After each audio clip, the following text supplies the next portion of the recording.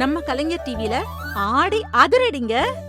நம்ம ரஞ்சிதமே சீரியல தினமும் பாக்குறவங்களுக்கு ஒரு கேள்வி கேக்குறோம். அந்த கேள்விக்கு சரியான பதில் சொல்ற அதிர்ஷ்டசாலி நேயருக்கு தினமும் 1 பவுன் தங்கம் பரிசா கொடுக்கறோம்.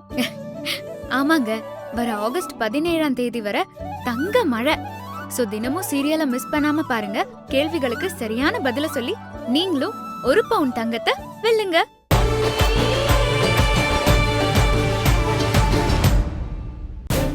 சரி, நீ கோவப்படுற அளவுக்கு நான் என்ன தப்பு பண்ணேன்? எதனால என் மேல கோவம் சொல்லு. ஏன் உனக்கு காரணம் தெரியாதா? ஏய், சத்தியமா எனக்கு தெரியலடி, அதனால தான் கேக்குறேன்.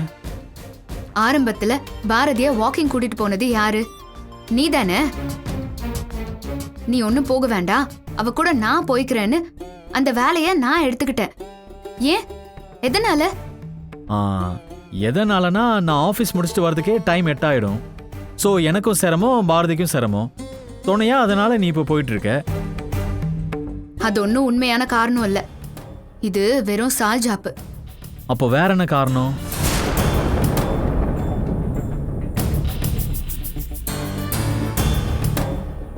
நீ தினமும் பாரதிய பார்க்க போறது எனக்கு பிடிக்கல.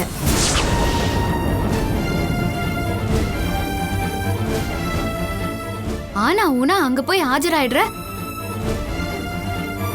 காஃபி தூள் ஆயிடுச்சா, சக்கரை ஆயிடுச்சான்னு அடுத்த நிமிஷமே ஈன்னு பல்ல காமிச்சிட்டு போய் நின்னுடுற. எனக்கு அதெல்லாம் சுத்தமா பிடிக்கல சந்துரு. ஸோ இதான் ரீசன்ல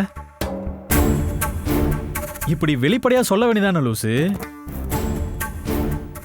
நான் ஓடி போய் எந்த வேலையும் செய்யாத அப்படின்னு சொல்லு.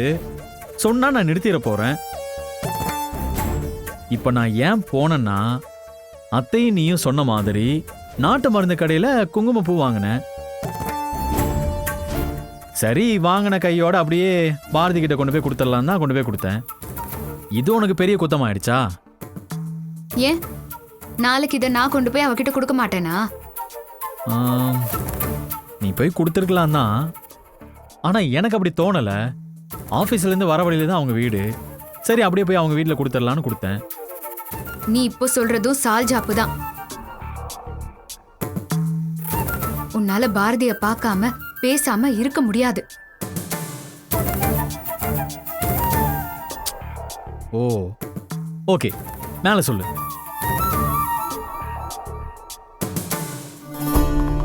அப்போ நீ என்ன சந்தேகப்படுற, அப்படிதானே? சச்ச, அப்படியெல்லாம் இல்ல சந்துரு.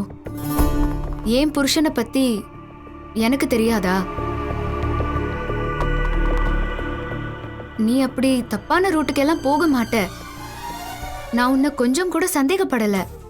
ஆனா பாக்குறவங்க எல்லாருமே என்ன மாதிரி இருப்பாங்களா? என்ன மாதிரி பாப்பாங்களா? ஏன் பாரதிய கூட உன்னை தப்பா நினைச்சுக்கலாம்ல? எதுக்கு சந்துரு மத்தவங்க சந்தேகப்படுற மாதிரி நாம நடந்துக்கணும்? பாக்குறவங்க கண்ணு காது மூக்கு வச்சு கண்டபடி கதை கட்டி விட்டுட்டாங்கன்னா அது நமக்கு அசிங்கம் தானே?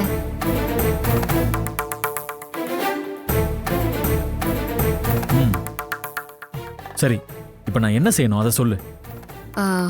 ஏதாவது ஒரு ஆத்திர அவசரத்துக்கு தவிர தேவையில்லாம நீ பாரதி வீட்டுக்கு போக வேண்டாமே. சரி, அவ்வளவுதானே. இனிமே அவங்க வீட்டுக்கு போல. சந்தோஷமா? அம்மா தாயே, பசிக்குதுமா, இப்போ அது போலாமா? போலாம்.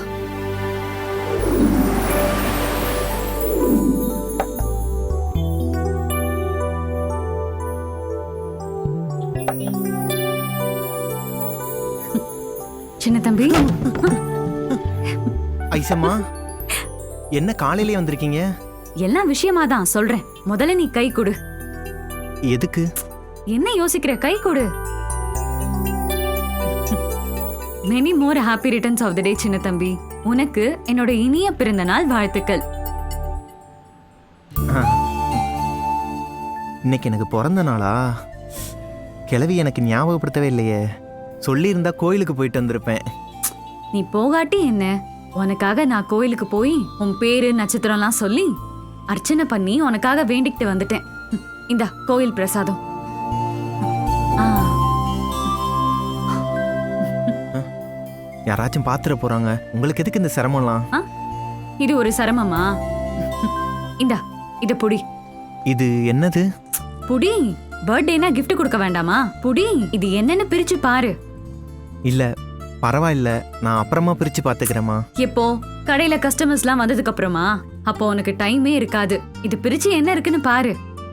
ஐசம்மா, இது இந்த பொட்டிக்குள்ள இருந்து ஒரு கை வெளியே வந்து கண்ணத்தோட பொலார்னு வைக்குமே, அந்த மாதிரி எதுவும் இல்லையே? அதெல்லாம் இல்ல, பாரு.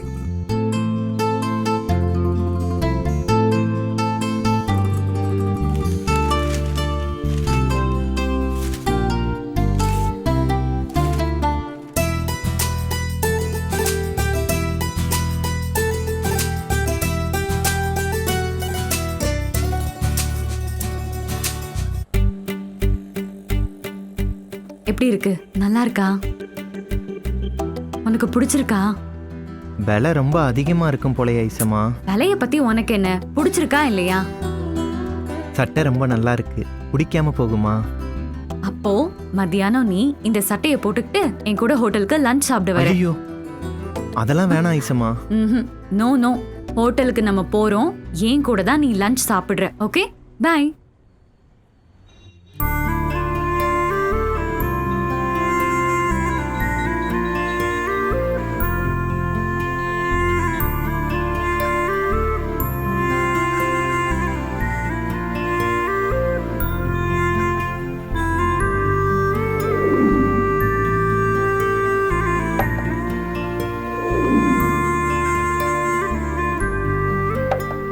என்ன பஸ் வரதுக்கு லேட் ஆகும் நீங்க?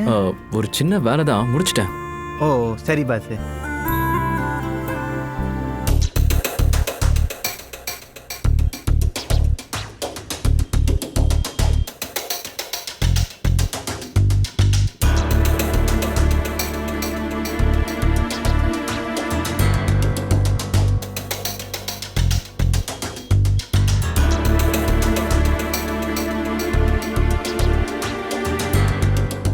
ஐயோ, இந்த சட்டையை ஐசம்மா தான் கொடுத்தாங்கன்னு சொன்னா பாஸ் எதுனா நினைச்சுப்பாரோ?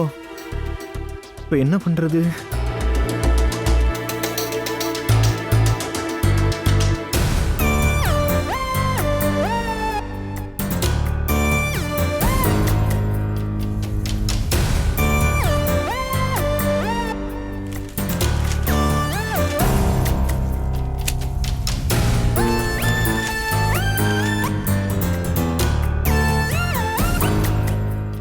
பாசு, அந்த சட்டை என்னோடது தான். சூப்பரா இருக்கு சின்ன தம்பி.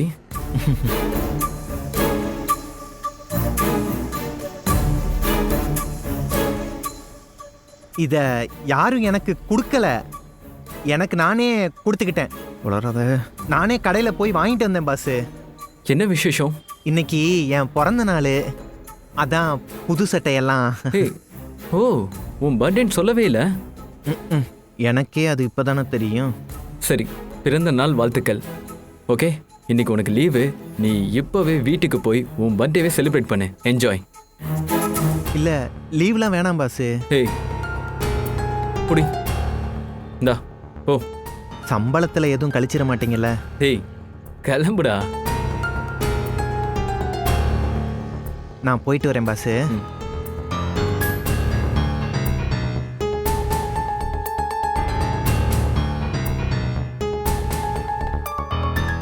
அக்கா, அக்கா. சொல்லு. சார் இல்லையா? அவர் கடையில இருப்பாரு. என்ன விஷயம்? இல்ல, அவரால எனக்கு ஒரு காரியம் ஆகணும். உங்களுக்கு தெரியுமா இன்னைக்கு என்ன விசேஷம்னு?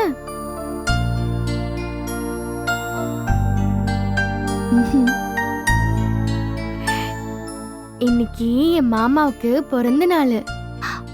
ஓ, இன்னைக்கு சின்ன தம்பி பிறந்த நாளா? ஆமா, நானும் மறந்துட்டேன். நல்ல வேலை, பாட்டி தான் ஞாபகப்படுத்துச்சு. அக்கா, சினிமாவுல காட்டுற மாதிரி பெரிய கேக்கா வாங்கி அதுல மெழுகுவத்திய பத்த வச்சு, அது கூட அவருக்கு என்ன வயசோ அத்தனை மெழுகுவத்தி ஏத்தணும்னு சொல்வாங்க.